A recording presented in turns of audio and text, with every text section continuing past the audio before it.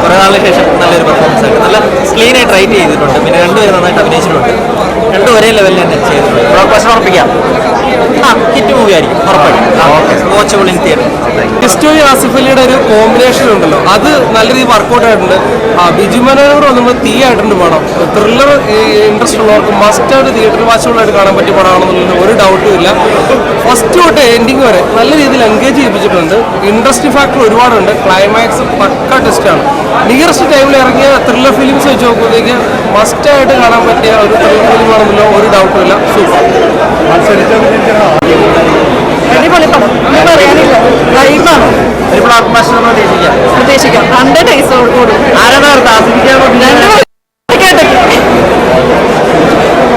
നല്ലൊരു മെഷീനുകളിലാണ്. സ്ഥിരം ജസ്റ്റ് ഫോമിൽ അല്ല, അതാണ് സംഭവം. വേണ്ടി എനിക്ക് ആസിഫ് അലി ആൻഡ് ബിജു മേനോൻ കോമ്പിനേഷൻ നല്ല രസമായി തോന്നി. മൊത്തത്തിൽ നോക്കുകയാണെങ്കിൽ ഒരു രണ്ടുപേരെ ചെറിയ ഈഗോ ക്ലാഷ്, പക്ഷേ ഇൻവെസ്റ്റിഗേറ്ററായിട്ടാണ് മെയിനായിട്ട് പോകുന്നത്. ട്രെയിലർ ഇറങ്ങിയപ്പോൾ പലരും ചോദിച്ചായിരുന്നു അയ്യപ്പൻ കോശി വൈബാണോ. അതിൻ്റെ ഒരു ചെറിയ എലമെൻ്റ് ഉണ്ട്, പക്ഷേ മെയിൻലി ത്രില്ലർ തന്നെയാണ്. ത്രൂ ഔട്ട് ത്രില്ലിയായിട്ട് ക്ലൈമാക്സ് ആകുമ്പോൾ ഒരു സാറ്റിസ്ഫൈങ് രീതിയിൽ അത്യാവശ്യം ഡിസ്റ്റർബുള്ള മൂവിയാണ്. എന്തായാലും ആസിഫ് അലിയുടെ ഒരു കമ്പാക്ട് നമുക്ക് പറയാനുള്ളത് നല്ലൊരു മൂവിയാണ്. അതിന് ആസിഫ് അലി ബിജു മേനോൻ കോമ്പിനേഷൻ നല്ല രസമുണ്ടായിരുന്നു. ഒരു ഇതിൻ്റെ റൈറ്റിങ്ങിന് എങ്ങനെയാണെന്ന് നോക്കി കാണാൻ, റൈറ്റിംഗ് സ്റ്റൈല് അതൊക്കെ ഒരു പക്ക പോലീസ് ഇൻവെസ്റ്റിഗേഷൻ സ്റ്റോറി.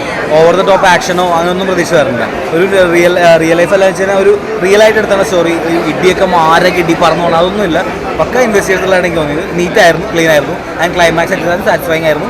ഒരു ട്വിസ്റ്റും ഉണ്ടായിരുന്നു. ആൻഡ് ചെറിയൊരു ലീഡ് പോലെ സെക്കൻഡിലേക്കുണ്ട്. സോ ആൻഡ് ജിസ് ജോയ് മൻമോഹൻമെന്റ് ക്ലൈമാക്സ് വരാമെന്നൊരു ടെൻഷൻ ഉണ്ടായിരുന്നു. അതുണ്ടായിരുന്നില്ല. പക്ക ഭയങ്കര ചേഞ്ച് ആയിരുന്നു. ഒരു ജിസ് ജോയ് പടാമെന്ന് പറയത്തില്ല. എന്തായാലും നല്ലൊരു ഇൻവെസ്റ്റിഗേറ്ററിലാണ്.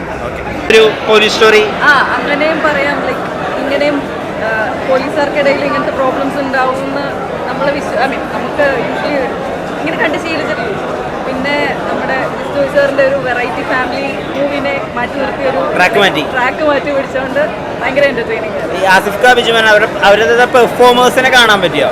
ഓഫ് കോഴ്സ് അവർ കോമ്പറ്റേറ്റീവ് ആയിട്ടാണ്, ലൈക്ക് ഭയങ്കര കോമ്പറ്റേറ്റീവ് മൈൻഡോടുകൂടി അഭിനയിച്ചിരുന്നത്. അത്ര അടിപൊളിയായിരുന്നു. ഒരാൾ like each and every one എല്ലാവരും അടിപൊളിയായിട്ടുണ്ട്. മഴയെ അതിജീവിച്ചൊക്കെ ആളുകൾ ഈ സിനിമയ്ക്ക് കാണും. ഫുള്ളായിരുന്നു, അടിപൊളിയായിരുന്നു. ഓഡിയൻസ് എല്ലാം അടിപൊളി.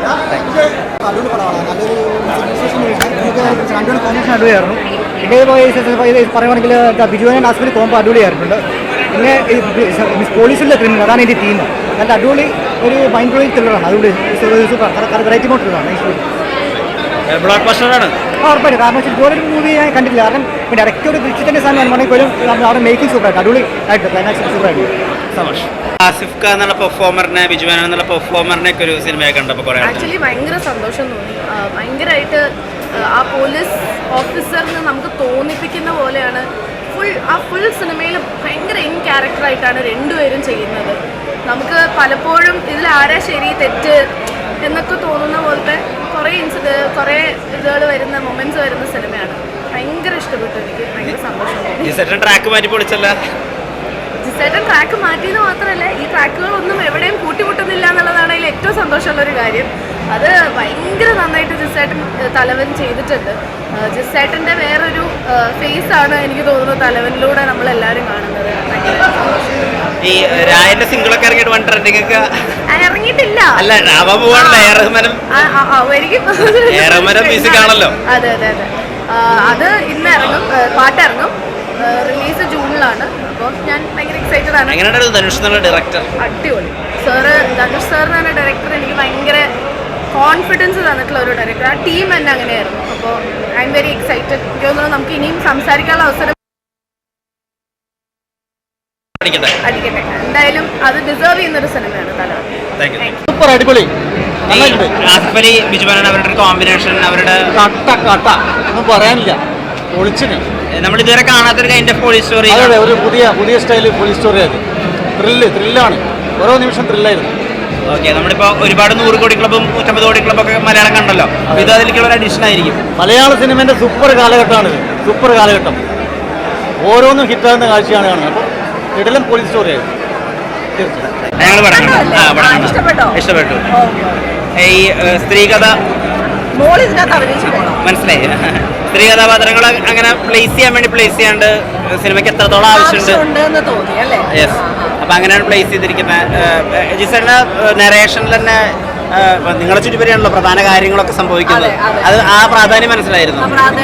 ആ പ്രാധാന്യം മനസ്സിലായിരുന്നു. കാരണം ജിസേട്ടൻ പറഞ്ഞപ്പോഴേ ചുമ്മാ ഒരു പ്ലേസ് ചെയ്യുന്ന അല്ലാന്ന് നമുക്ക് അറിയായിരുന്നു. നമ്മൾ സ്റ്റോറി കേട്ടായിരുന്നു.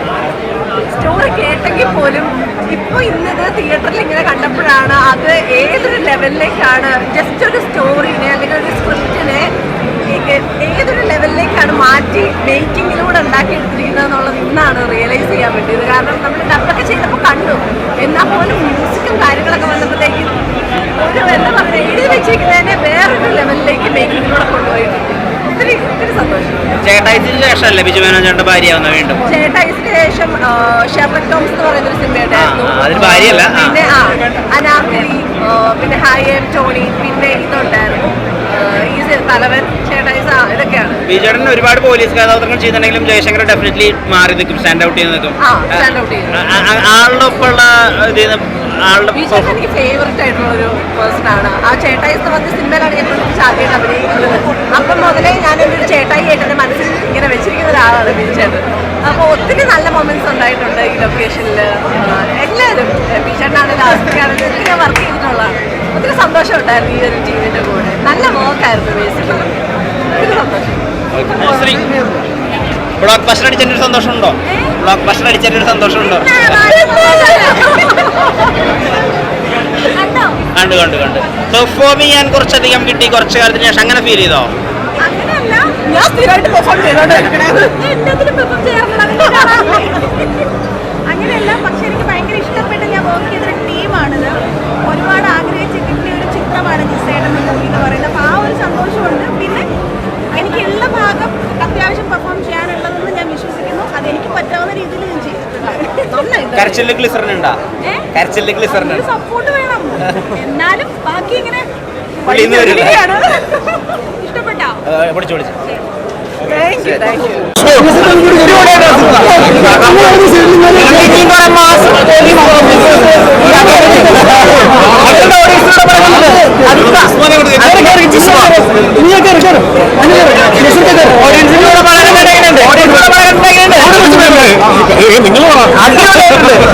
കോൺവെർസേഷൻസിനൊക്കെ ഈടിയിട്ടുമ്പോൾ ഭയങ്കര സന്തോഷമായിരുന്നു. ഡയലോഗ്സിന് വേണ്ടിയിട്ട് ഭയങ്കര സന്തോഷമായിരുന്നു. ഭയങ്കര നല്ല എക്സ്പീരിയൻസ് ആയിരുന്നു കേട്ടോ. ഹ്യൂമർ വർക്ക്ഔട്ട് ആയതും കുഞ്ഞി നമ്മൾ പോലും വിചാരിക്കാത്ത കുറേ കുഞ്ഞു ഏരിയാസും ആളുകൾക്ക് കണക്ട് ആയെന്നുള്ളത് ഭയങ്കര സന്തോഷം തരുന്ന ഒരു കാര്യമാണ്. എന്താ പറയുക, ഞാൻ പറഞ്ഞില്ലേ ഈ തിയേറ്റർ റെസ്പോൺസ് ഇത് കണ്ടു കഴിഞ്ഞിട്ട് ഇത്ര വലിയൊരു റെസ്പോൺസ് കിട്ടുന്നത് തന്നെയാണ് ഏറ്റവും വലിയ സന്തോഷം അല്ലേ? എന്താ പറയും? കാർത്തികും ജയശങ്കറും ഇനി ഒരു വരവും കൂടി വരില്ലേ? ഉറപ്പായിട്ടും വരും. ഞങ്ങൾ മലപ്പുറം എഴുതി കാണിച്ചില്ലെന്നേ ഉള്ളൂ. ലാസ്റ്റ് പ്രേക്ഷകരുടെ റെസ്പോൺസ് ചെയ്താണെങ്കിൽ ഉറപ്പായിട്ടുമായിട്ട് കാർത്തികും ശങ്കറും ഒരു വരവും കൂടി വരും.